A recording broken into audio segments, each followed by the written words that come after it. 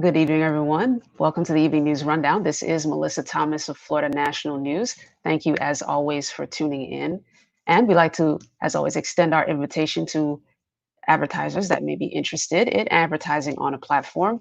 Florida National News offers 5 different shows on our platform. So if you are interested, be sure to email us at ads@floridanationalnews.com to find out more so we can get you started. And speaking of getting started, you guys know we like to give you the latest reports globally here in the United States and in the state of Florida. So globally, the World Health Organization is reporting well over 15.2 million confirmed cases, pretty much 15.3 million confirmed cases, and nearly 629,000 confirmed deaths. Here in the United States, Johns Hopkins University is reporting over 4 million confirmed cases and well over 144,000 confirmed deaths. Here in the state of Florida, the Department of Health is reporting over 402,000 confirmed cases and over 5,600 confirmed deaths. Now, jumping into our world story, we're going over to the nation of Brazil, which is number 2 in the world for COVID-19 cases. And they have just reported nearly 60,000 new coronavirus cases over the last 24 hours, which is a pretty big number for a 24-hour period. Now, this is their second highest daily jump after a record from just the previous day on Wednesday.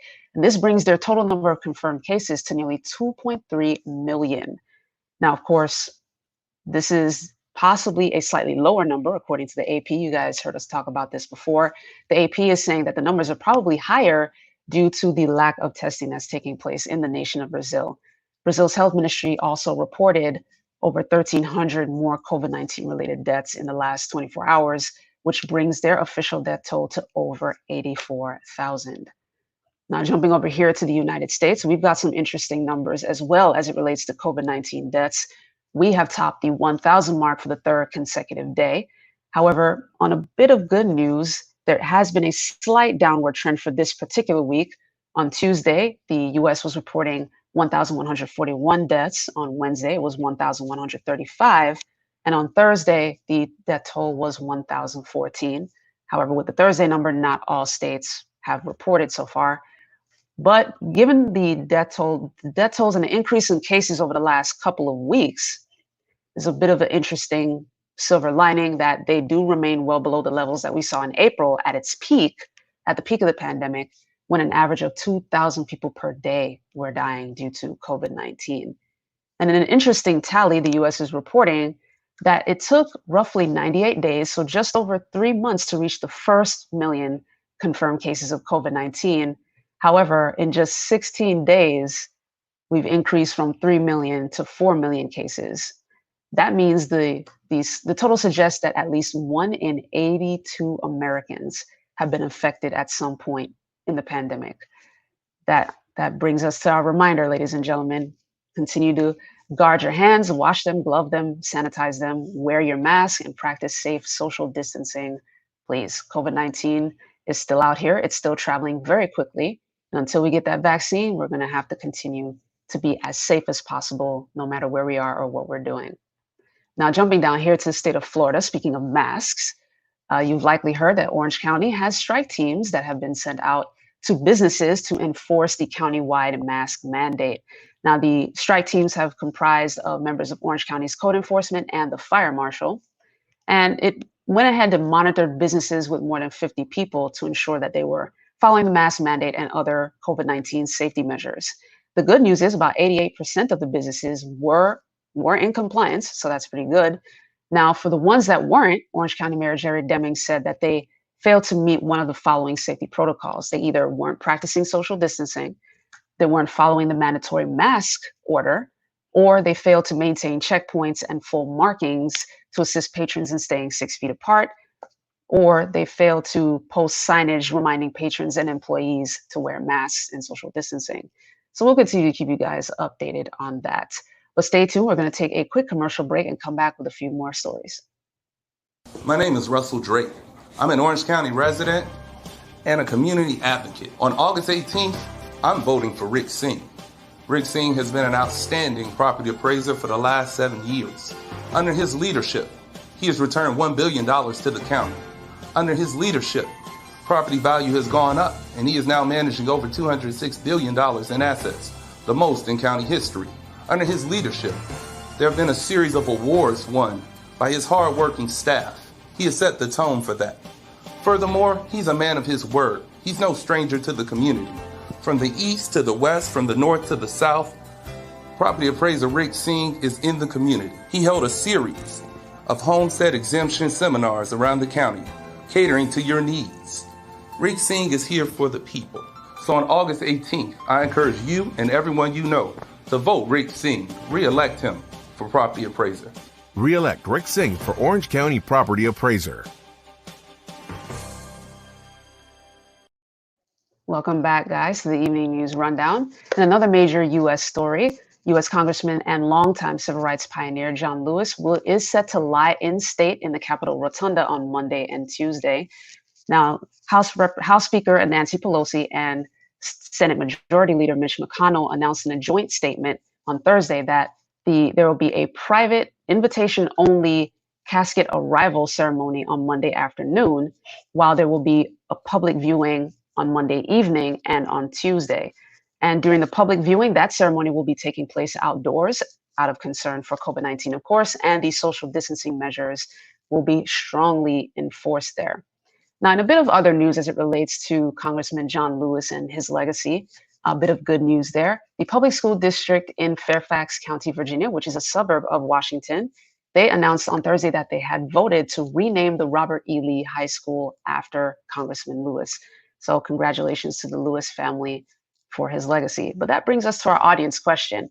What are your thoughts on Congressman John Lewis? Was this someone you kept up with? Did you follow his political policies? Do you agree with them? Just kind of leave us your thoughts below. Let us know how he impacted you in any way. If you followed him in any way, we'd love to hear your stories. We'd love to hear from you. And if you leave it during the commercial break, we'll be glad to share it when we come back from that break. But jumping back here to the state of Florida, as you've likely heard by now, President Trump has decided to cancel the Jacksonville arm of the GOP convention, of course, due to the COVID-19 cases that are on the rise in the state of Florida. He made this announcement during a press conference on Thursday. He made note that no one necessarily asked him to cancel the event, but he decided to go ahead and make that decision. He said, quote, "People elected me to help and protect. So I told my team it's time to cancel the Jacksonville, Florida component of the GOP convention." He also made sure to note that the events that were scheduled in North Carolina will still take place. So for the delegates that are meeting together there, they will continue to do that on schedule. And President Trump also said that he would still deliver a convention speech, but in a different form. So we'll see how that goes and continue to keep you posted on that. In the meantime, we're going to take another quick commercial break and come back with your business and sports stories. Stay tuned. I'm not picking it up. You pick it up. I'm not picking it up. Well, somebody's got to pick it up. I'll pick it up. They're clean. 'Cause my hand is clean. Oh yeah, I'm Charmin clean. That's how I know they're clean. Charmin Ultra Strong is woven like a washcloth and just cleans better. Yeah, I'm Charmin clean. The kid does have a point. My hand is clean. Enjoy the go with Charmin. And for an extra clean finish, try Charmin Flushable Wipes.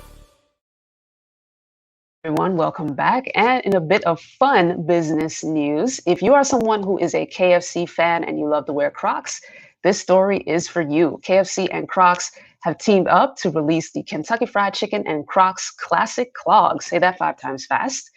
Now, this shoe is being released on the heels of the 4.5-inch platform bucket clog shoe that debuted during New York Fashion Week 5 months ago, pun intended, on the heels.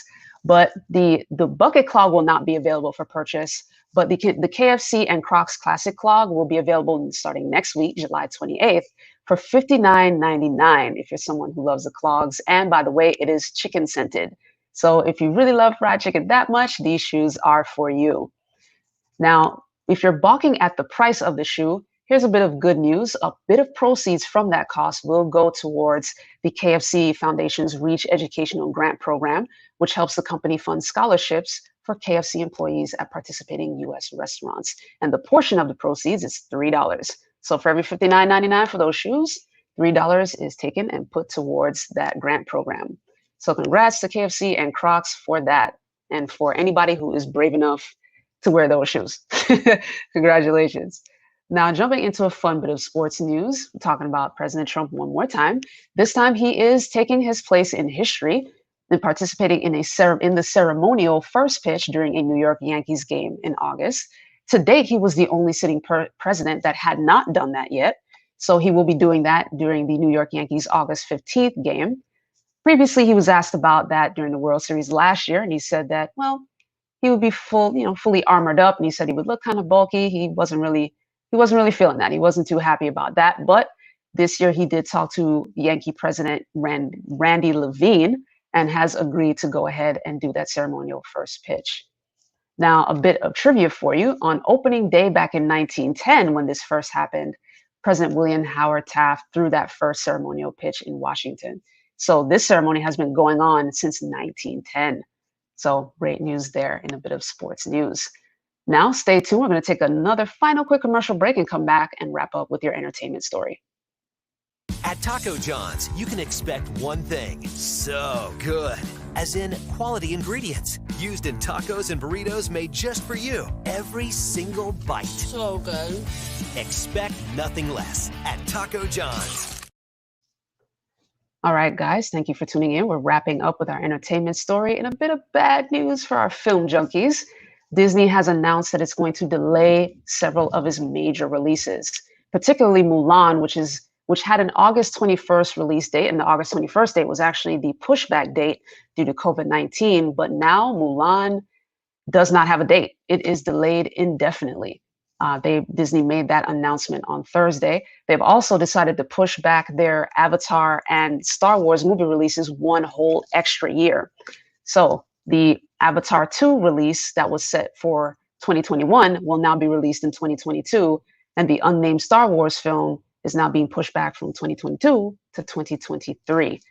Now, Disney plans to release an unnamed live action film on the 2021 date that Avatar 2 just cleared, so they do have something that is scheduled in that place. We don't know what will happen with Mulan. Those of us who love that animated movie and are dying to see the animated film, and I say those of us because I'm a film junkie myself. So yeah, we're looking forward to it.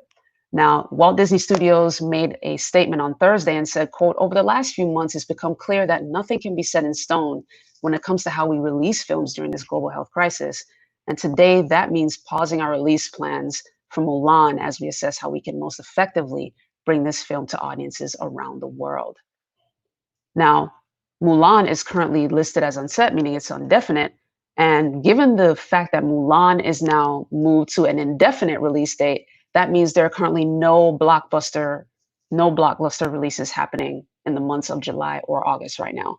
So if you're a movie junkie, this is kind of tough. You're looking at your Netflix or your Hulu or any other streaming account right now.